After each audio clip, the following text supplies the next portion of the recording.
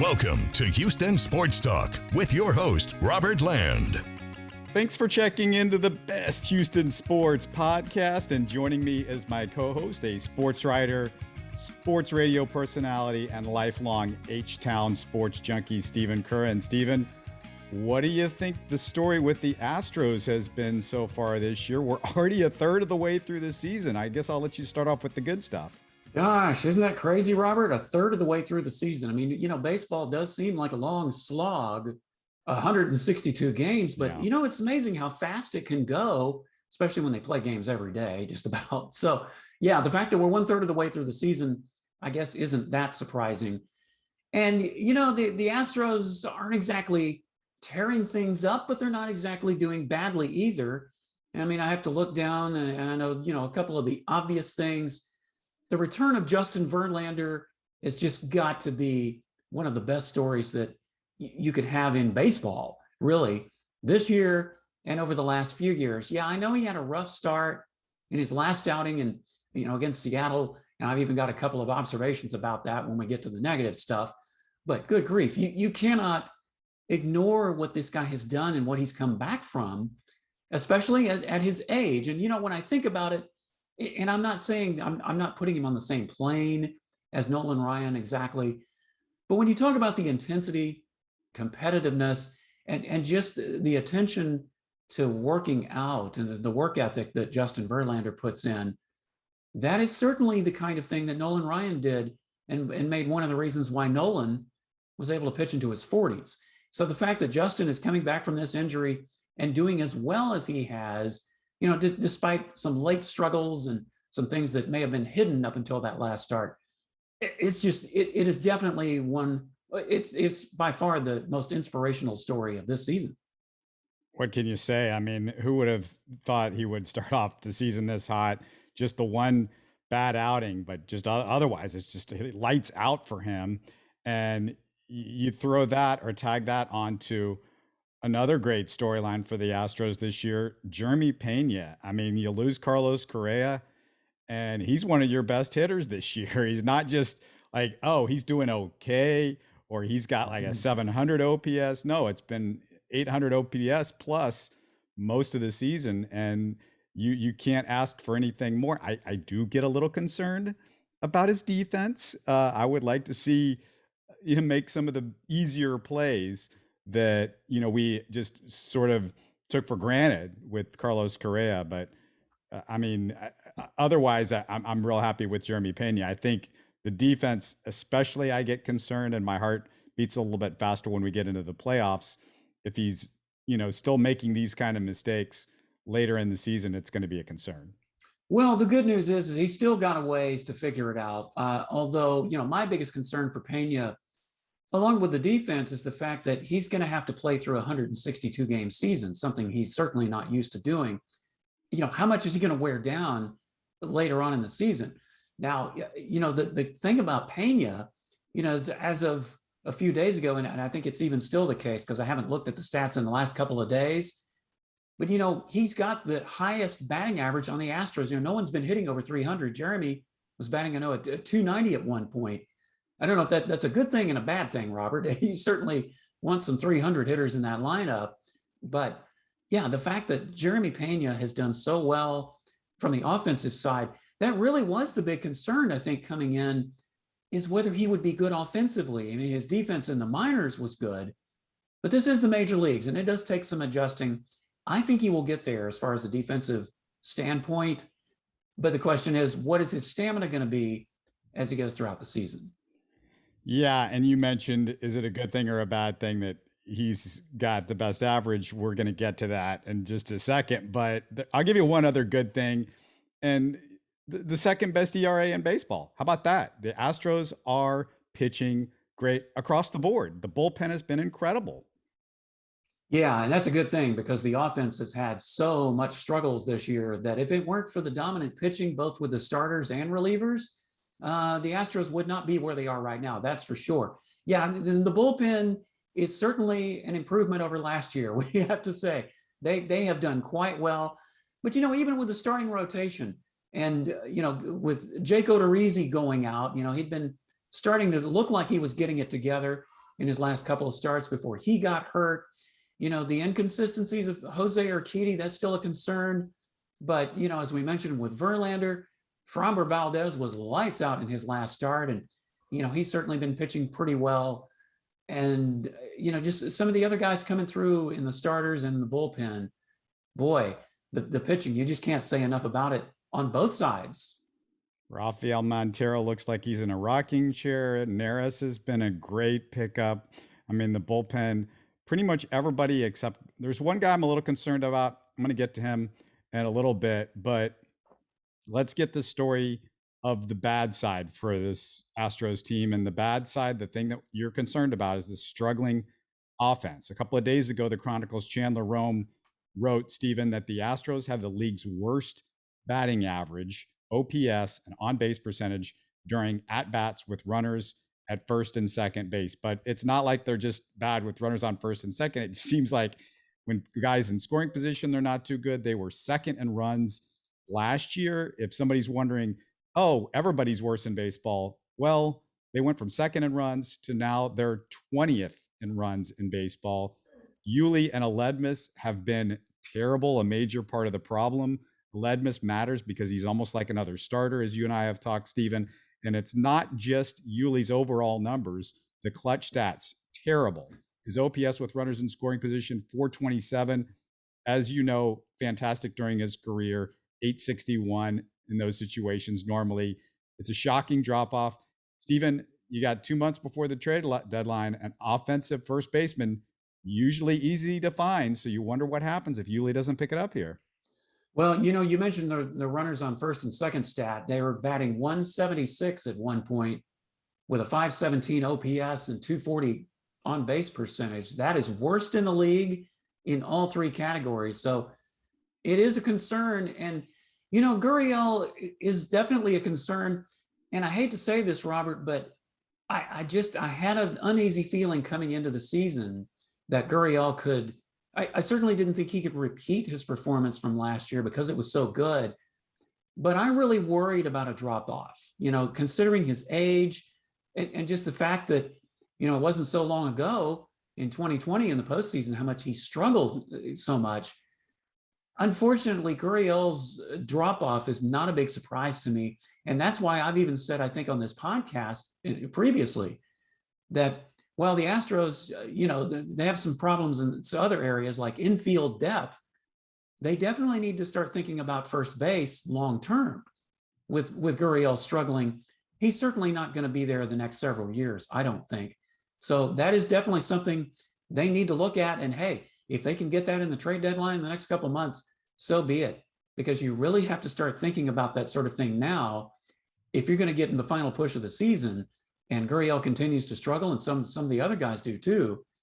Yeah, it's definitely going to be a concern as you get close to the postseason. Verlander beating Father Time, Yuli losing to Father Time right now. And if you bring in another first baseman, Stephen, Yuli can still be a utility player. That's what's so great about him. And I hope it doesn't come to that, but it's worth the thought.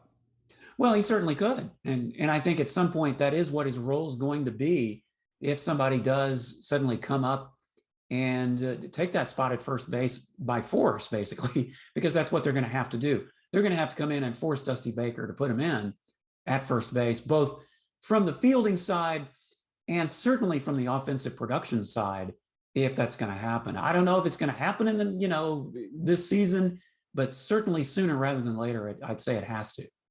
You saw the Yuli thing coming. I don't think anybody saw Kyle Tucker's drop off. His OPS worse than his worse than any year since his rookie year. And he's dropped over 130 points as you and I are speaking, Stephen, before Tuesday night's game this week. Yeah, Tucker is a concern. And I know, we were talking about, I think, moving him around in the batting order, maybe moving him up at some point. But the way he struggled lately, and then even when the season first started, he got in a real funk. I don't know that you want to move Kyle Tucker up. If you're going to move anybody up, I'd say maybe it should be Peña. But, the way he's been hitting, you almost don't want to take him out of that spot late in the lineup. So, but yeah, Kyle Tucker is definitely a concern, and he certainly needs to put it together here before too long. Dusty doesn't want to move up Peña. They asked him about it.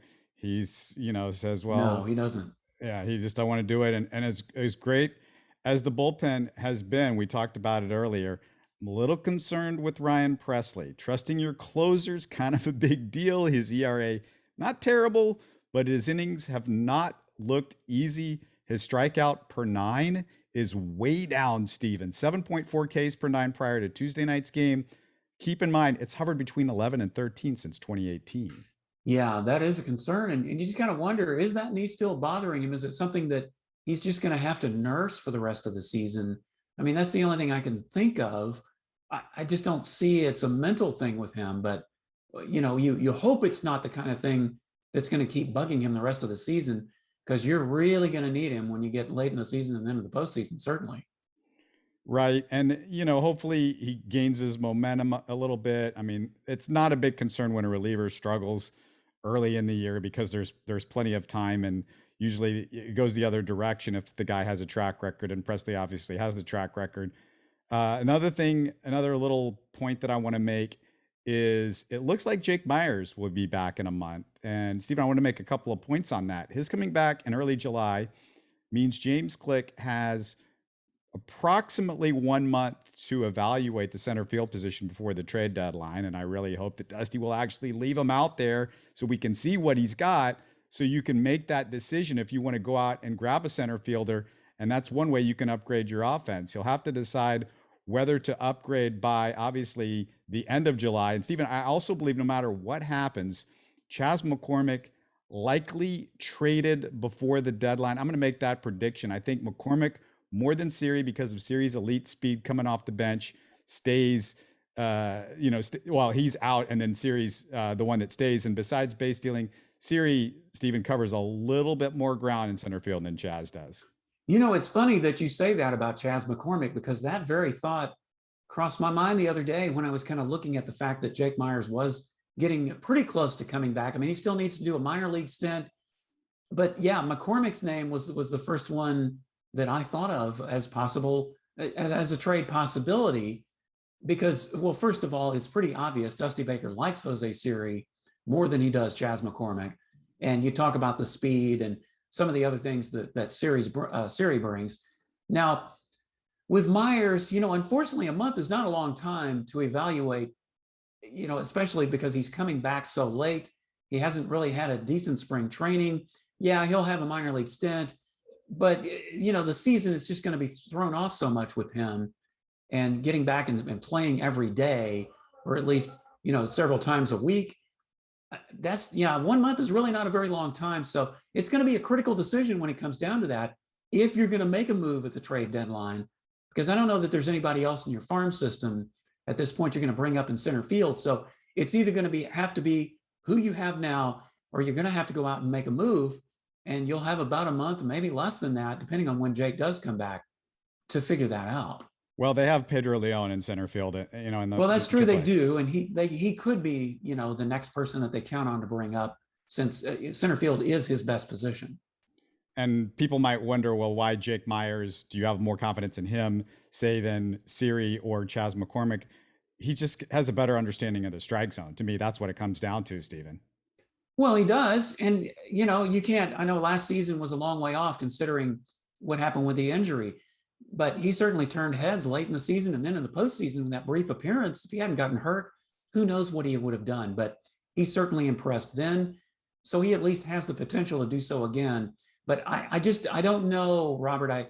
I think it's going to take him some more time to get back than the Astros really have time for at this point, at least in the center field position. But I'm hoping he can bounce back sooner rather than later. Yeah, you just don't want to give up that much for a center fielder with a little bit of an upgrade at that position. And especially when you know that Myers could be your future, or maybe Siri gets better. But I just don't see Siri's strike zone getting any better. And I think that's the big concern with him. And he's not a good enough contact hitter. This is not Jose Altuve that can, you can afford to, he's not walking a lot early in his career, but, he's just getting hits all over the place because he's got great bat control. So, I mean, that's something to consider. Anything else that you're thinking about at the 1/3 mark through the season, Stephen? Anything else on your mind? Well, getting back to Justin Verlander, his latest struggles there's some things that have been kind of hidden, beneath the surface that kind of bubbled up in the Seattle game. His whiff rate before that game was very low, 23.3%. His slider, which has traditionally been good, it just hasn't been as sharp as in past years. The four-seam fastball, it's been clocking a bit low. It was only at 94.8 miles per hour against the Mariners. But, starts like that are inevitable in a long season, particularly after just coming back from an injury like the one that Verlander has. He certainly has still exceeded my expectations, and I know yours too, Robert. Command is something that hopefully will improve if his velocity can improve. And, for me, the biggest question is, can he maintain this kind of pace throughout an entire season? Because, boy, you're certainly going to need him in that starting rotation. With his postseason experience, I just hope that, I know the Astros aren't really talking about, babying him or resting him at this point. They're going to let him go as far as he can go. And hopefully that will spell good things for the Astros for the rest of the year. But those are just some of the things that I've noticed coming out, especially in that last start, and then some others before that. And of course, the home runs, he gave up 4. He was doing that, in 2019, Robert, when he was pitching, even in that Cy Young season, he was giving up a lot of home runs, many of them solo shots.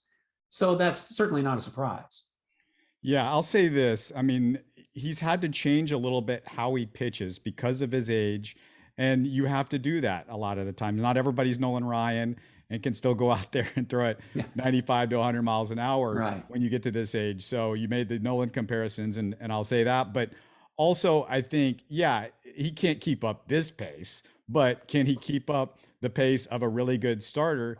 And I would say you need him to be a top 3 starter in the playoffs. Fromber is one of the guys.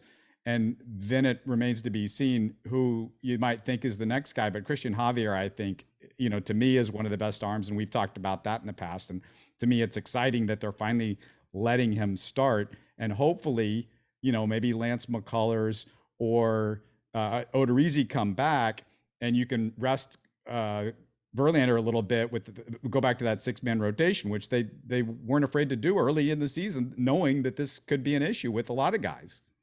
Yeah, that's absolutely right. And with Verlander, I think, being a top 3 starter, certainly that's what you're going to need. You don't want him to be any lower than that. But you know what? If anybody can pull it off, Justin Verlander can.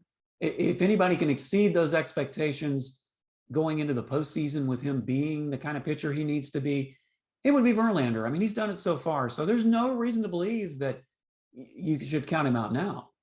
Right. And, we talk about Justin Verlander and Nolan Ryan, and I did go see, Stephen, last week, the documentary, the Nolan Ryan documentary. It was the first time I'd been in a movie theater in a couple of years. I'd give it 7 out of 10 stars. Good, but not great. Although a good Nolan Ryan documentary, in a movie theater, big screen, is still a great experience for a Nolan worshiper like me. It's like taking a 6-year-old to get ice cream. Even mediocre ice cream is pretty awesome. So no complaints. Well, hey, I'll take it. I tell you what, Robert, you're a lucky man. Of course, I live here in Austin. So unfortunately, the film was only shown in Houston. And it was only over, was it 1 or 2 days? It was only one day. It was one night, wasn't it? One night. Yep. So you either see it or you blink, you see it or you don't. So the fact that you got a chance to see it, that's really awesome. What were some of your specific impressions of it? Well, first of all, you talk about it being one night. I went to a movie theater that was packed. I was looking at other theaters near me. It was almost impossible to find a seat unless it was the front row. This was like the afternoon before it showed. So, the number of people in the movie theater was incredible. And I took my niece, who's 16 years old, didn't know a whole lot about Nolan Ryan. She really enjoyed it. There wasn't, I think, any major revelations for those of us that know Nolan's story, but it's just fun to see people talk about him, comment. There was a lot of Pete Rose in the documentary, which I thought was pretty interesting. There was Rod Caruso. There were some really big names, not just, just your basic guys that were around him on his teams and things like that. I started keeping a running tally, Stephen, though, of how many talking heads were guests on Houston Sports Talk. I counted 9 of them. Some Wow. obvious, like Craig Biggio, Alan Ashby, Kevin Bass, Enos Cabell, and of course his son Reed Ryan, all guests on our show.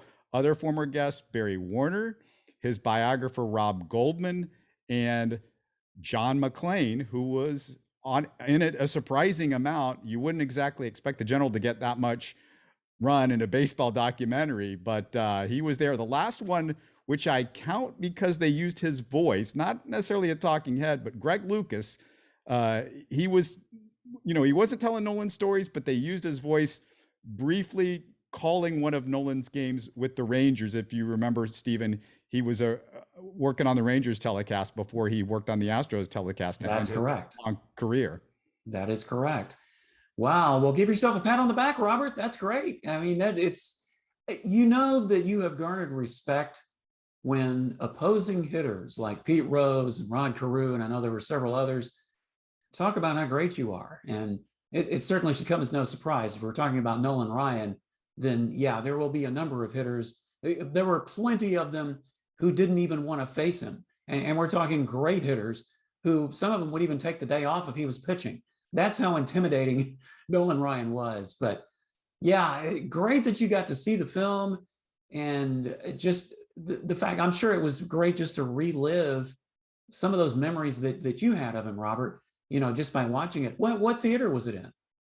This was, I was staying with my sister for a few days, had been dealing with some health problems, a couple of trips to the emergency room. And so I was with my sister, and so I saw it out in Pearland. And the other thing that I think people, if you're watching the movie, and I think they're going to run it one more time next month in movie theaters, but if they stream it or whatever, wherever you might see it, if you're lucky enough to see it, hopefully they will continue to show after the credits. There was a Q&A when they did it at South by Southwest. So Nolan comes up on stage, and there's a great story that his son Reed sort of leads him into about Pete Rose that I don't want to tell here. I'll let Nolan tell the story because it's pretty funny, and it's a little bit on the R-rated side, but it's Pete Rose, so I would have expected nothing less. What else would you expect, right? That's great. Well, if it's streaming anywhere where I can get it, please let me know, because I would love to see it. And they threw some numbers at the end of it that, the Nolan numbers that if people don't know, they're worth looking at. And of course, I couldn't help but think of Nolan after Fromber pitches a complete game, Stephen. What's going on? How about that? Maybe Nolan rubbed some of that mojo off on Fromber. He needs to do that a little more often, keep him consistent. That's great. That's great. Yeah, 114 pitches. And I mean, Nolan's like, whatever. That was like a Tuesday for him. But still, I mean, to let Fromber go that distance, I really love Dusty for that. And of course, Luis Garcia went 8 innings.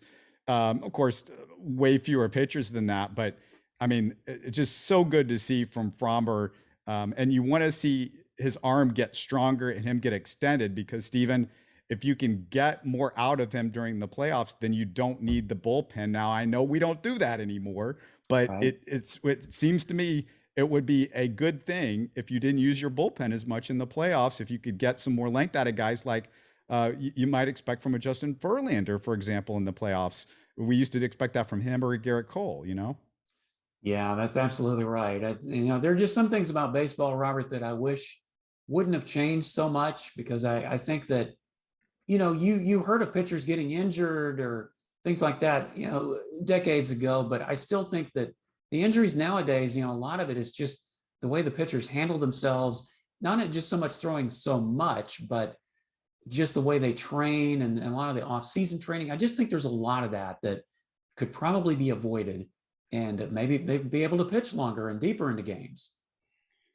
Also, speaking of going deep into the games, if you need a bigger Nolan Ryan fix than you got watching the movie, or if you want one because you didn't get to see the movie, look for a video titled Nolan Ryan Memories on my YouTube page. There's a 20-minute interview with Rob Goldman. Like I said, he was on the show.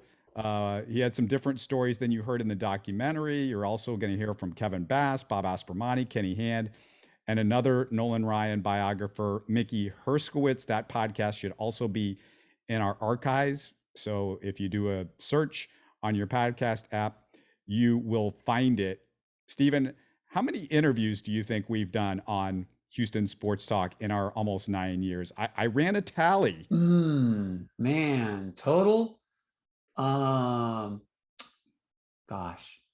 I'll guess 250.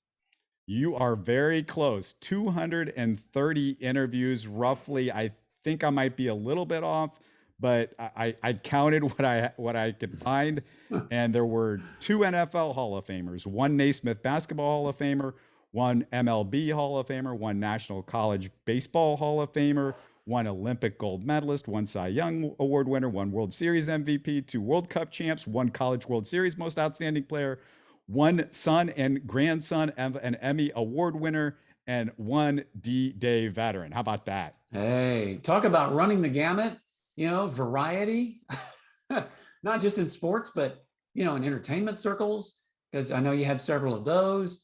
Wow, that's impressive, Robert. So 230 or thereabouts. Unbelievable that we've done it this long, and the number kind of surprised me a little bit. But yeah, we've had plenty of guests, and we're going to have some more coming up, so look for that. Rockets, we got to talk about them for a little bit because we haven't talked since they landed the 3rd pick in the draft lottery, Stephen. Right. Obviously, you'd love it if they were higher, but Rafael Stone, Stephen, is happy to be in the top 3, and you got to be happy considering they had a much better chance to get the 4th or 5th pick than the 3rd pick, Stephen. Yeah, that's exactly right. I think when you and I talked about it, Robert, we were pretty, set that they might get number 4. And we, if they were going to do that, who they would pick. So the fact that they got number 3, that's a notch higher. Sure, you'd like to have the number 1 overall pick, but hey, number 3, we'll take it at this point. Yeah. What I meant to say also is that a much better chance that you're the 4th or 5th than you're in the top 3, 4th or right. 5th. And the draft experts, they seem to be fairly sure that Jabari Smith is going to be the likely number 1 pick. Chet Holmgren should be number 2. It's not set in stone, but odds are good that the Rockets end up with Paolo Banchero. I'm going to screw his name up until we finally get to see him on a regular basis, I'm sure. But like a lot of people, Stephen, defense, it's my huge concern with him. He looks like a great athlete, so you have to wonder what held him back at Duke. Is it footwork, lateral quickness, just desire? That's really the big concern. I mean, offensively, he can do pretty much everything except shoot the 3. Yeah, defense is just critical, Robert. I mean, we've talked about it at least for the last couple of years on this podcast, and it's what the Rockets are so deeply lack right now. But, the key also is to get someone who can complement Jalen Green and whomever else you're going to put around him. So, yeah, it's going to be interesting to see. I mean, we talked a lot about Jabari Smith and Chet Holmgren. I know Chet Holmgren was the one that you and I were kind of leaning toward, Robert. You never know. I mean, the draft isn't that far away. Things could happen. But yeah, if the Rockets they need to get this pick right just as much as they needed to get Jalen Green right. So hopefully it will be, if not that pick, certainly somewhere else that they can get to a better defense, because without it, they're not going to make much improvement, even with whoever else they put on the roster here in the next season or 2. Yeah. And that's my big concern with Paolo is that, I was hoping that if you got Jabari or Chet in this draft, you could make a big jump in defense, which is their biggest issue. Obviously, they were terrible. And if you got one of those 2 guys, you had a chance to make that jump.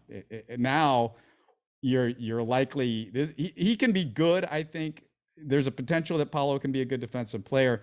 I just think it's going to take a lot more time. Whereas offensively, he comes in and he might be able to help you really quickly, but defense, again, that's the big deal. And with, putting him with Şengün, 2 guys that are not good shooters, Stephen, in the front court, you needed some 3-point shooting in the front court because Jae'Sean Tate can't shoot real well. KJ Martin, we've said all of this. And, right. Now you're bringing in another guy he's going to take some time to be a good 3-point shooter. I think he's a good mid-range guy, but obviously you want to spread the court a little bit. Well, listen, if you're not going to be a great shooter, you got to learn to play defense. That's all I've got to say about that. I was listening to Jonathan Fagan, Stephen, on the Clutch Fans podcast this week. Great interview, by the way. And Fagan said something that kind of surprised me. He said the Rockets look at Daishen Nix as a lottery pick. So basically, they think they got multiple lottery picks last year. Not sure I agree with what I've seen from him so far. Loved his passing. You know, that could be an elite level skill for him, but the jump shot needs a ton of work, and so does his lateral quickness on defense. Not saying it's impossible. He can be a pretty good player. A lottery pick, though, I don't know about that. Yeah, that is a little bit high, I think, for him. But, you know, Fagan's been around a while, and he has some great. I enjoy reading his stuff in the Chronicle, not just because of the way he writes his stories, but you know, his analysis is, if not totally spot on, I think has some good merit. So, you know, maybe he has something, or maybe he's seeing something that we're not. Yeah, he's talked to somebody. I mean, that's what it comes down to. He's saying what other people are telling him with the Rockets is what they see him as, and that's what he's. That's my point. Is the Rockets think this guy is a lottery pick? So, you know, that's super interesting. Also interesting that, you know, Christian Wood. You know, people are talking about, you know, it's likely that he's going to get dealt, which I agree, and I think everybody wants him dealt. I'll just say this one thing, Stephen, about the Christian Wood. People that want him dealt. Everybody is like, yeah, I want to deal him, but yeah, we're giving you a 2010 guy, and we got to get this and this back. If you're so set on how good is or what his numbers are, then why are you so intent on dealing him? If he's a 2010 guy, we should be keeping him. But it's obvious we want to get rid of him because he can't play defense, and that's an issue. Is when you get 20 but you give up 30, that's a problem. Yeah, and his offense too is consistency has been the biggest problem, I think, for me when I think of Christian Wood. And, you know, just when he looks like he's getting it together, he starts falling back. And then there's his attitude on the court, Robert. And we've talked about this multiple times, of the way he acts around some of the young guys, you know, especially when he gets called for a foul and, you know, things like that, that is not exactly a great team example for guys like Jalen Green, whomever else the Rockets draft this year, and other guys that they bring in. You know, that's my biggest concern of Christian Wood, along with just his inconsistency on offense and poor defense.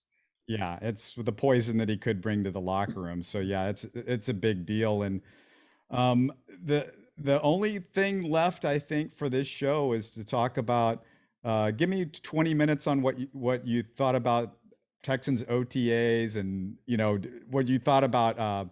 You know, how the special teams looked, and any thoughts on that, Steve? 20 minutes. Yeah. Ask me at training camp. Yeah. The Texans OTAs. That's interesting. I mean, you know, with a new coach, you always kind of wonder, you know, what things are going to happen there. But they've certainly signed some new players recently. I know they've signed some more defensive backs and even an offensive lineman, I think. So they're getting more new faces that we're certainly going to be keeping an eye on as we head toward training camp. Yeah, the only thing that I saw that was of note is that, and it's good that Titus Howard is finally playing tackle during OTA. So that was a good thing. We've been saying that for a long, long time. Hey, Stephen, great to catch up with you. It's been too long, man. Absolutely, Robert. Always enjoy it. And let's see if the Astros can keep things going. And, you know, the Rockets and Texans aren't playing. So maybe the Astros are it. So they've got to keep it going, or it's going to be a pretty depressing rest of the summer. So always good to catch up with you, and hope we do it again soon. Absolutely. You're listening to Houston Sports Talk. Don't forget to follow Houston Sports Talk on Facebook and Twitter. Subscribe to us on iTunes, Spotify, the Google Podcast app, or the Stitcher app. You can support us by giving us a 5-star review on iTunes, or by telling your friends about us. Spread the word, everybody. Thanks for listening.